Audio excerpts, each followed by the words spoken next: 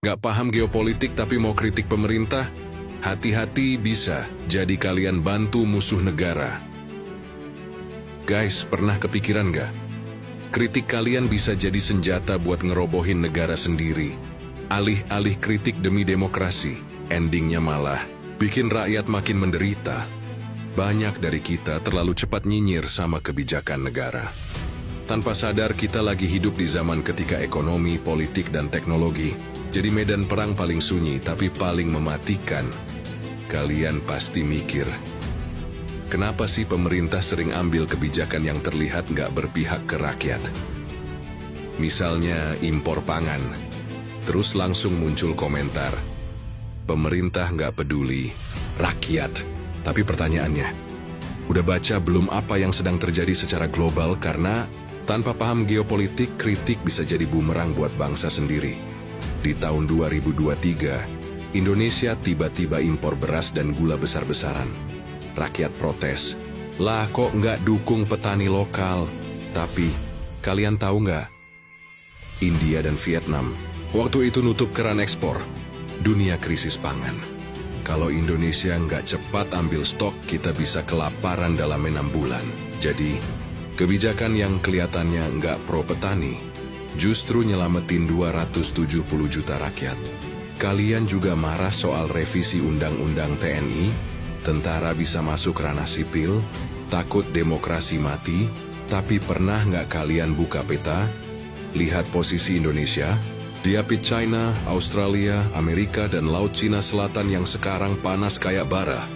Revisi Undang-Undang TNI bukan buat pamer otot, tapi antisipasi kalau perang datang bukan lewat rudal, tapi lewat sabotase, provokasi sipil, atau kaos digital. Dunia sekarang lagi panas, konflik Rusia versus Ukraina belum kelar. China versus Taiwan bisa meledak kapan aja. Timur Tengah makin panas, negara-negara lain juga lagi siaga. Bukan cuma dengan senjata, tapi juga dengan undang-undang, teknologi, dan sistem pertahanan sipil. Sekarang, eskalasi geopolitik makin gila. Trump baru terpilih lagi jadi presiden dengan kebijakan America First dan Make America Great Again.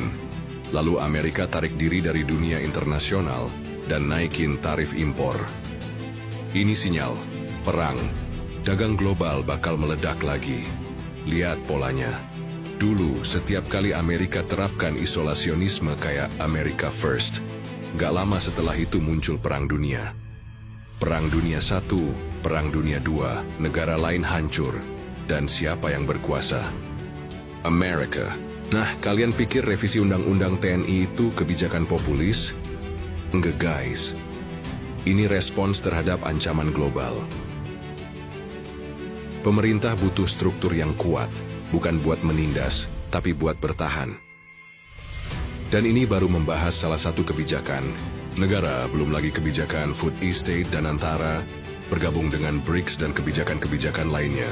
Dan kalian masih ribut soal narasi demokrasi, tanpa paham bahwa kaos sipil itu justru jadi senjata proxy war paling efektif. Ini kita baru bahas ancaman dengan melihat kondisi geopolitik.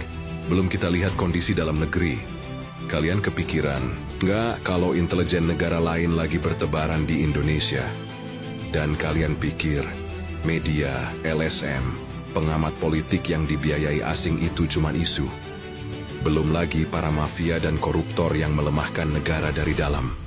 Kalau pemerintah dilemahkan dari dalam lewat hoax, fitnah, dan hasutan, maka negara ini bukan jatuh karena perang, tapi karena rakyatnya sendiri yang nggak ngerti medan tempur. Henry Kissinger bilang, negara nggak punya teman, yang ada cuma kepentingan. Dan lebih kejam lagi, Mearsheimer bilang, kalau negara nggak kuat, negara akan dimakan hidup-hidup. Jadi kebijakan yang kalian anggap nggak pro-rakyat, nggak demokratis, bisa jadi adalah reaksi terhadap ancaman dari luar yang lebih besar. Nggak semua kebijakan bisa manis. Kadang negara harus bikin keputusan pahit, biar kita nggak jadi Suriah, Libya, Irak, dan Venezuela berikutnya. Jadi sebelum kita mengkritik, tanya dulu, apakah kita udah ngerti geopolitik atau cuman ikut tren? Kritik itu penting, tapi tanpa pemahaman kita cuma jadi pion perang geopolitik tanpa sadar. Perhatikan, logika kebijakan yang kadang terlihat menyakitkan, tapi nyatanya menyelamatkan kita. Kritik juga harus disertai pengetahuan, biar kritik kita tepat sasaran. Jangan cuma karena viral lalu ikut-ikutan nyalahin pemerintah. Bisa-bisa kalian bantu musuh tanpa sadar. Guys, kita harus jadi generasi yang cerdas dan sadar geopolitik. Karena negara ini butuh pemahaman yang lebih dalam, bukan cuma kritik kosong. Jangan kasih celah buat negara ini runtuh dari dalam.